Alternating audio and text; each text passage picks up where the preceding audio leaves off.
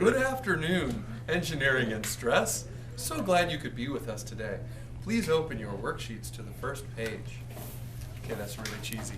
All right, first page. Take a look at the first page. If you look in lesson 1 on your first worksheet, it had you go to a PowerPoint and record 3 different beams. And those beams are 2 1/4" of beams that are laminated together, a 1/4" and a 1/2" thick. Okay. Obviously, the 2 1/4" when they're laminated together are as thick as the 1/2". If you have not been to the PowerPoint yet, which we've already done it for you, you'll notice that which one was the strongest?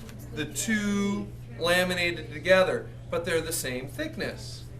But they were stronger because they were laminated together. Now, this module was originally set up for each and every one of you to break all these beams. In order to do that, that would take about 3 weeks, so that's why we put them together for you in a PowerPoint. You also notice where they broke, on the in the center or along the transverse section. So you need to note that on there because that's part of the PowerPoint. Now take a look in lesson 2. It shows you a PowerPoint of how to use the machine, the SSA 1000, the tester. So that's all you're doing there, is it's just showing you how to use the machine. In lesson 3, it sends you to the spring activity. Now, the spring activity is really quite simple. This is where you're going to have to flip to the next page. Worksheet there, it's Young's Modulus Exercise, lesson 3. You are going to be able to complete most of this graph without even touching this. If you look at the very first column, it says original length. That's just simply looking at it without pulling it or doing anything. How long is the rubber band? This one happens to be 3 inches, so you would write in that original column 3 all the way down. Don't write it down now because yours might be different. 3, 3, 3, 3, 3, 3, 3, all the way down. The next one is new length. I want you to add 1/2 inch to the original length each time. So you're going to go 3, new length, 3 1/2. The next one would be 4, 4 1/2, 5, 5 1/2, 6, stop. Okay? So far you filled out 2 columns, haven't even touched it. All you did was look at it. Third column, change in length. That's a math problem. What's the change in length from 3 inches to 3 1/2 inches? 1/2 inch. From 3 to 4. 1. From that's like giving you the answer there, guys. From 3 to 4 1/2, 1 1/2. You can do 3 full columns right there without even touching this, just looking at it. Now you're going to do a math problem to determine the strain, how much strain there is on this rubber band. You divide the change in length by the original length. The change in length is, if I went from 3 inches to 4 inches, is 1, right? Change in length, 1 divided by, what's the original length? 3 is what? 1/3. A third. That's your answer in that column. 3, you've done the original length, new length, change in length, and you calculated strain by doing the math problem. You are now ready to actually do something with this. Take it out of the bin. Don't leave it in the bin. You can't pull on the spring if it's in the bin. Also, when you take it out, don't point it at yourself. You will hurt yourself. Don't. Now, you might be thinking, why is he telling me that? Because it's happened. So, John, make sure you don't do that. Now, we're laughing with you, not at you. Well, no, okay, we're laughing.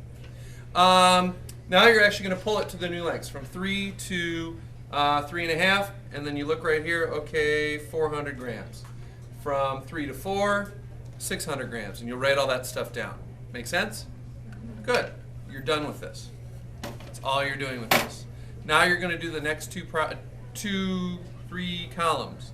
If you look at, just to get a concept of what that means is, if you're pulling it down 1 inch, that's 600 grams. What does that mean to you?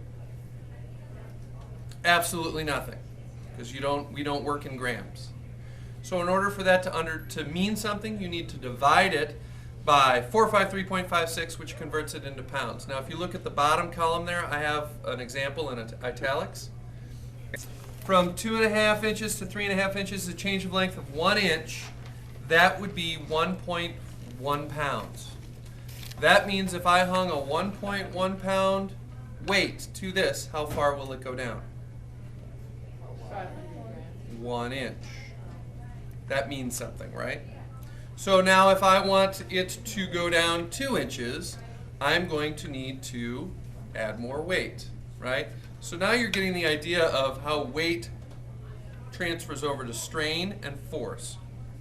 Now you have a force in pounds. Last but not least, you want to know how stressful this is, not the module, the rubber band.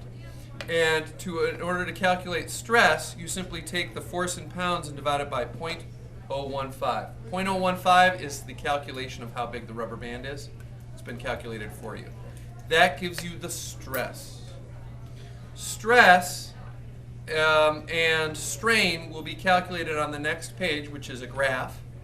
And you need to plot each point on the graph, and you need to connect those points. You need to, when you plot those points, you need to also give the coordinates on the graph. And do you see my example on the graph? That example is not part of your line. That's my example I did on the italics, just to show you how to do it. So don't try to connect my dots with yours. Obviously, if your graph doesn't fit, make it adjust.